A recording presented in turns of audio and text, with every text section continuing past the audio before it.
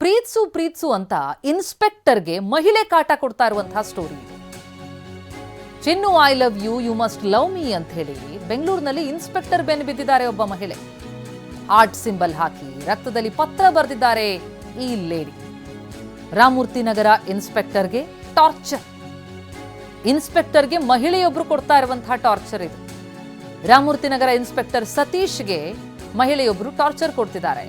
ನನ್ನನ್ನ ಪ್ರೀತಿಸಬೇಕು, ಪ್ರೀತಿಸದೆ ಹೋದ್ರೆ ಆತ್ಮಹತ್ಯೆ ಮಾಡ್ಕೊಂಡು ಬಿಡ್ತೀನಿ ಅಂತ ಬೆದರಿಕೆ ಇಡ್ತಾ ಇದ್ದಾರಂತೆ. ಈ ಮಹಿಳೆ ಪ್ರತಿನಿತ್ಯ ಇನ್ಸ್ಪೆಕ್ಟರ್ಗೆ ಕಾಟ ಕೊಡ್ತಿದ್ದಾರೆ. ಮೆಸೇಜ್ಗಳನ್ನ ಹಾಕೋದು, ನನ್ನನ್ನ ಪ್ರೀತಿಸಲೇಬೇಕು ನೀನು ಅಂತ ಹೇಳಿ ಟಾರ್ಚರ್ ಕೊಡ್ತಾ ಇರೋದು. ಪ್ರತಿನಿತ್ಯ ಇಂಥದ್ದೊಂದು ಟಾರ್ಚರ್ ಎದುರಿಸಬೇಕಾಗಿದೆ ರಾಮಮೂರ್ತಿ ನಗರದ ಇನ್ಸ್ಪೆಕ್ಟರ್ ಬೆನ್ನು ಬಿದ್ದಿದ್ದಾರೆ. ಆ ಮಹಿಳೆ ರಕ್ತದಲ್ಲೆಲ್ಲ ಪತ್ರ ಬರೆದು ಕಳಿಸಿದಾರಂತೆ. ಜೊತೆಗೆ ಪ್ರೀತಿಸದೆ ಹೋದ್ರೆ ನಾನು ಆತ್ಮಹತ್ಯೆ ಮಾಡ್ಕೊಂಡು ಬಿಡ್ತೀನಿ ಅಂತ ಈ ಮಹಿಳೆ ಬೆದರಿಕೆ ಆಗ್ತಾ ಇದ್ದಾರೆ ಪೊಲೀಸ್ಗೆ. ಪೊಲೀಸ್ ಇನ್ಸ್ಪೆಕ್ಟರ್ಗೆ ಈ ಮಹಿಳೆ ಈ ರೀತಿ ಕಾಟ ಕೊಡ್ತಾ ಇರೋದು. ಟಾರ್ಚರ್ ಆಗಿದೆ ಅಂತ ಹೇಳ್ಕೊಂಡಿದ್ದಾರೆ ಇನ್ಸ್ಪೆಕ್ಟರ್. ಕಜ್ಜಾಯದ ಡಬ್ಬಿ, ಹೂವಿನ ಬೊಕ್ಕೆ ತಂದಿಟ್ಟಿದ್ರಂತೆ ಮಹಿಳೆ. ಪೊಲೀಸ್ ಠಾಣೆಗೆ ಕಜ್ಜಾಯ ಕಳಿಸ್ಕೊಟ್ಟಿದ್ದಾರೆ ಈ ಲೇಡಿ.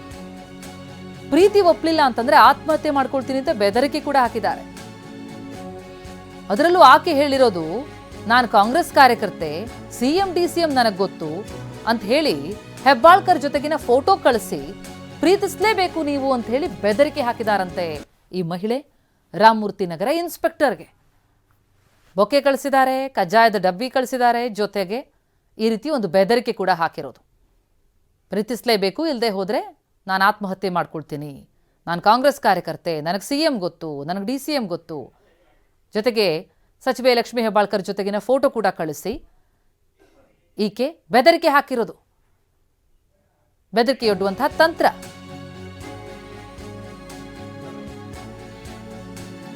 ಒಟ್ಟು 11 ಮೊಬೈಲ್ ನಂಬರ್ನಿಂದ ಇನ್ಸ್ಪೆಕ್ಟರ್ಗೆ ಕಾಲ್. ಮಹಿಳೆ ಕಾಟಕ್ಕೆ ಬೇಸತ್ತು ಇನ್ಸ್ಪೆಕ್ಟರ್ ಎಫ್ಐಆರ್ ದಾಖಲಿಸಿರೋದು.